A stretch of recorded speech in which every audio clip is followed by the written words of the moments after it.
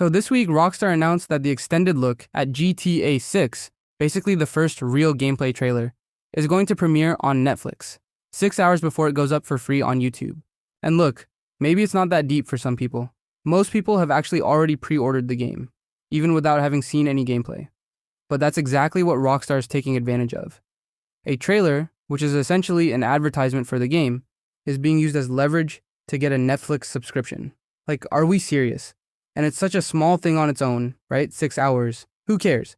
You can just wait it out and just watch it later. But that's exactly why I wanted to make this video. Because it's not just about this incident, it's a pattern. This has been happening for years now. Rockstar Games is no longer the company we once knew. It's been infected with corporate greed. I want to be clear about something before I start. I'm not a hater, actually quite the contrary. I'm a massive fan. I grew up playing these games. Rockstar used to be the company that made fun of corporations.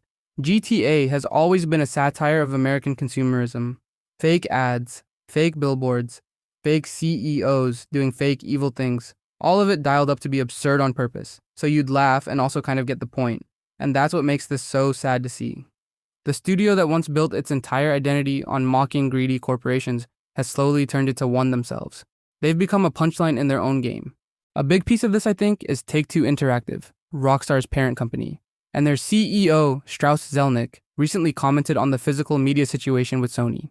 When Zelnick was asked about it on an earnings call, he basically agreed with them. He said discs don't really make sense for the consumer anymore, and that their business is already over 90% digital. And this is the part that actually frustrates me.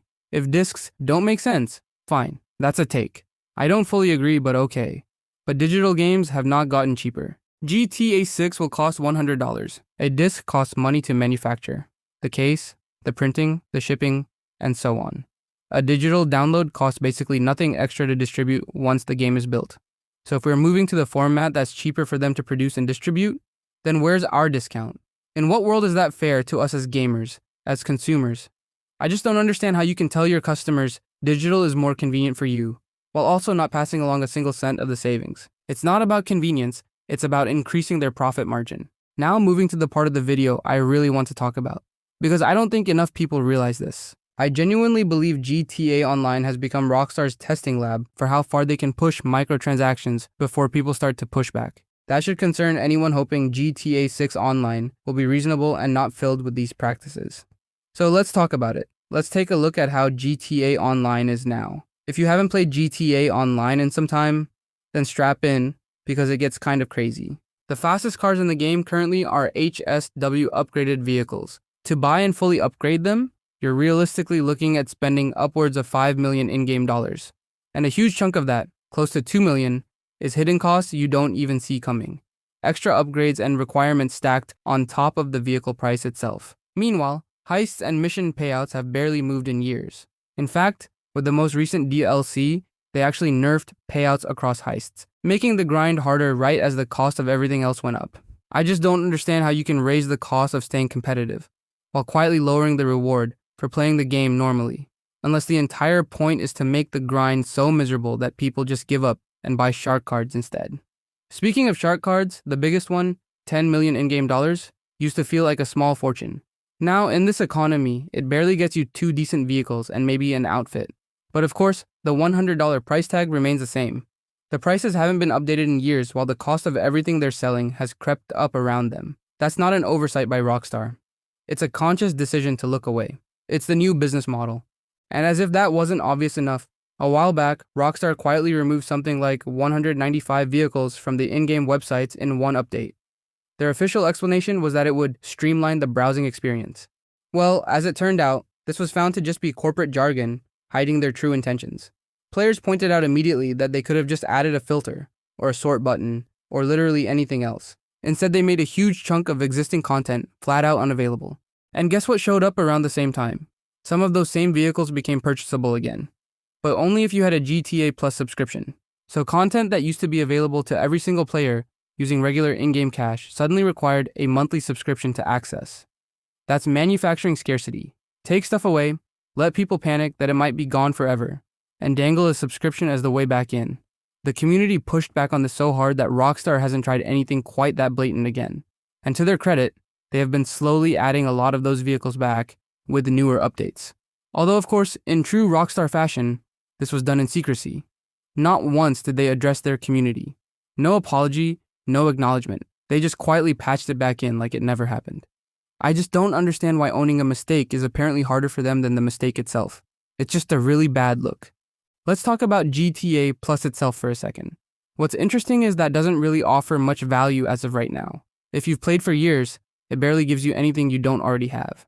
But recently they've started locking brand new vehicles behind it, giving GTA Plus members access a full week before everyone else. And if that new vehicle happens to be the best in its class, which, let's be honest, it usually is, that's not a subscription perk anymore. That's pay to win. GTA Plus is being quietly trained on us right now, so it can come back in GTA 6 much bigger, much more aggressive, and baked in from day one. And if you think about it, it will be much more enticing to a lot of people when everyone starts out with nothing. Pay $6 a month and get a head start in cash and perks above anyone else. I can tell you right now, a lot of people will fall for that and get GTA Plus from the beginning. And then there's just the re-releases. I've genuinely lost count of how many times GTA 5 has come out. They sold GTA Online as a separate purchase when the PS5 version dropped. Like it wasn't already something most of us paid for years earlier.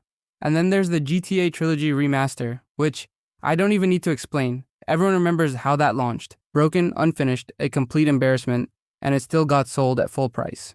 So here's where I land on all of this. Individually, you could argue any one of these things away. A trailer on Netflix, a subscription perk, a payout tweak, sure, fine, small stuff.